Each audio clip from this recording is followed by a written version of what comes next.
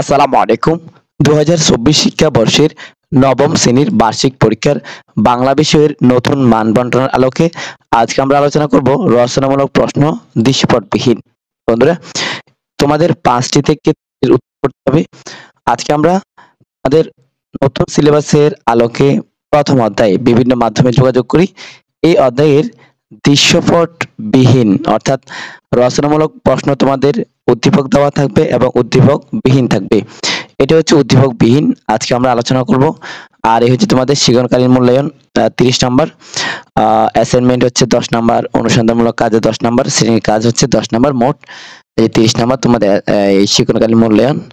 আর এটা হচ্ছে তোমাদের বার্ষিক পরীক্ষার জন্য সিলেবাস। চলো শুরু করি। এই রচনামূলক প্রশ্ন দৃশ্যপটবিহীন অর্থাৎ এখানে উদ্দীপক দেওয়া থাকবে না। ৫টি থেকে মোট তোমাকে ৩টির উত্তর করতে হবে। একটা ৫ করে ৩ ৫ ১৫। এই যে দেখতে পাচ্ছ ১ নং প্রশ্ন, যোগাযোগ বলতে কি বোঝো? যোগাযোগের মাধ্যম উপকরণ সম্পর্কে বুঝিয়ে লেখো। এরপরে এখানে দেখো ২ নম্বর প্রশ্ন, যোগাযোগের মাধ্যমগুলো কি উদাহরণ সহ লিখো। এই যে ৩ নম্বর প্রশ্ন, যোগাযোগের উপকরণগুলো কি কি উদাহরণ সহ লেখো। এই যে প্রত্যক্ষ উপকরণ, লিখিত উপকরণ। এরপরে এদিকে আছে এই যে এবং যান্ত্রিক উপকরণ। এরপর ৪ নম্বর প্রশ্ন, যোগাযোগের প্রত্যক্ষ, লিখিত ও যান্ত্রিক মাধ্যমের মধ্যকার পার্থক্যগুলো লেখো। এরপরে হচ্ছে এই যে দেখো প্রশ্ন হচ্ছে, আমি একটু ছোট করে দেখাচ্ছি। এই যে মনে করো তুমি রাইসুল, তুমি নবম শ্রেণীর একজন শিক্ষার্থী। আসন্ন নজরুল জয়ন্তী উপলক্ষে তোমার বিদ্যালয়ে একটি অনুষ্ঠানের আয়োজন করা হয়েছে। উক্ত অনুষ্ঠানে অতিরিক্ত অতিথিদের আমন্ত্রণ জানানোর জন্য যোগাযোগ লিখিত মাধ্যম হিসেবে আমন্ত্রণ পত্রে একটি নমুনা তৈরি করো। মনে রাখবে আমন্ত্রণ পত্রে যেন বিস্তারিত উল্লেখ থাকে। এই যে তুমি এটা হচ্ছে আমন্ত্রণ পত্র, এভাবে লিখে দিতে পারো।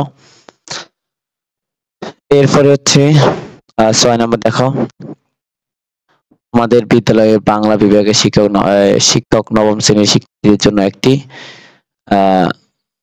দলীয় অ্যাসাইনমেন্ট দিয়েছে। এই যে এইভাবে করে তোমরা উত্তর লিখবে। এরপরে ৭ এর উত্তর দেখো, আমার পাঠ্য বইয়ের আগুনের পরশমণি গল্পে লেখক যে বিষয়টি তুলে ধরেছেন সে সম্পর্কে আলোচনা করো।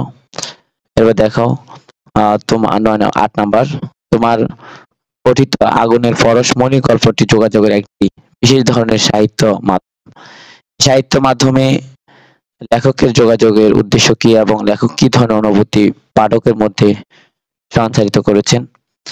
এরপরে হচ্ছে এইদিকে দেখো ৯ নাম্বার প্রশ্ন। ৯ নাম্বার প্রশ্ন দেখো, মনে করো তুমি হাসান আলী। এই যে এভাবে করে তুমি এখানে বলা হয়েছে প্রধান শিক্ষক বড় একটা আবেদন লিখতে। তো এই যে আবেদন পত্র দেখতে পাচ্ছ। এরপরে হচ্ছে ১০ নাম্বার হচ্ছে দেখো, মনে করো তুমি নবীন, তোমার বিদ্যালয়ের গ্রন্থাগারে বইয়ের সংখ্যা প্রয়োজনের তুলনায় অপ্রতুল। এই যে তোমরা এইভাবে লিখে দিতে পারো।